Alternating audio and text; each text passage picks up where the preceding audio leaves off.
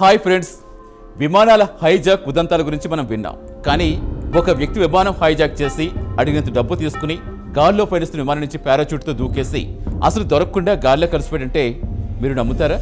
అవును, 1971 నవంబర్ 24న అమెరికాలో జరిగిన ఈ సంఘటన FBI చరిత్రలోనే ఏకైక అన్సాల్వ్డ్ హైజాక్ మిస్టరీగా మిగిలిపోయింది. ఆ హైజాకర్ పేరు డిబి కూపర్. అసలు రాత్రి ఏం జరిగింది? అతను ప్రాణాలతో ఉన్నాడా లేక అడవుల్లో కలిసిపోయాడా?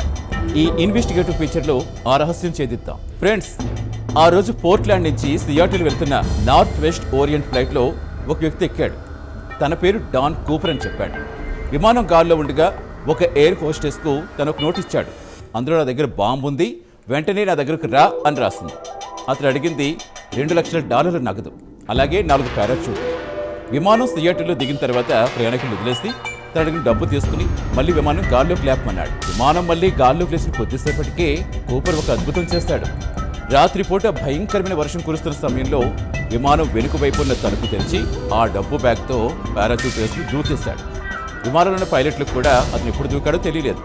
అతను దూకిన ప్రాంతం మొత్తం దట్టమైన అడవులు, ఇంకా కొండలతో కూడా నిండి ఉంది. FBI అధికారులు వేల సంఖ్యలో సైనికులతో ఆ అడవి జల్లెడ పట్టారు. కానీ కనీసం ఒక చిన్న క్లూ కూడా దొరకలేదట.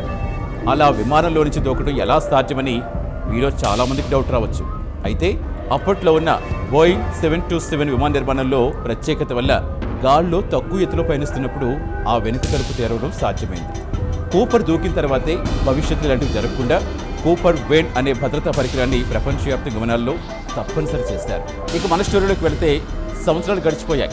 1980లో ఒక చిన్న బాబు కొలంబియా తీరంలో ఆడుకుంటుండగా అతను కొన్ని పాత నోట్ల కట్టలు దొరికాయి. అవి అక్షరాల కూపర్కి ఇచ్చిన ఆ $2 లక్షల ఆ నోట్ల సీరియల్ నెంబర్స్ మ్యాచ్ అయ్యాయి.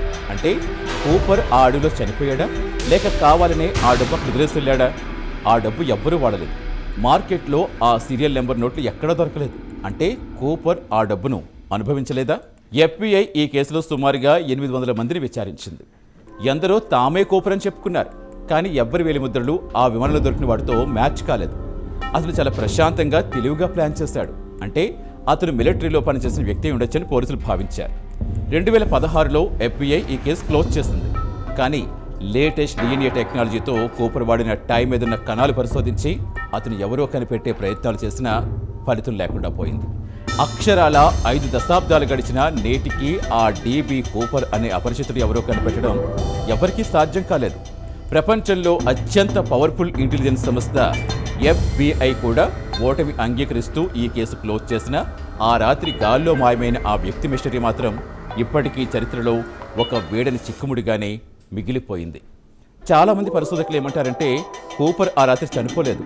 అతను ఒక ప్రొఫెషనల్ స్కై డ్రైవర్ కాబట్టి సురక్షితంగా ల్యాండ్ అయి ఉంటాడని నమ్ముతారు. అతను పేరు మార్చుకుని ఎక్కడో సాధారణ జీవితం గడుపుతూ ఉండవచ్చని, మరికొందరు మాత్రం ఆ భయంకరమైన చలిలో ఆ అడవుల్లో మనిషి బతకటం అసాధ్యమని వాదిస్తారు. ఏది ఏమైనా ఒక్క చిన్న ఆధారం కూడా వదలకుండా గాల్లో మాయమైన ఆ వ్యక్తి ఆధునిక నేర చరిత్రలో ఒక అంతు చిక్కని సవాల్గా మారిపోయాడు. చూశారు కదా ఫ్రెండ్స్, గాల్లో కలిసిపోయిన ఆ హైజాకర్ గురించి మీ అభిప్రాయం ఏంటి?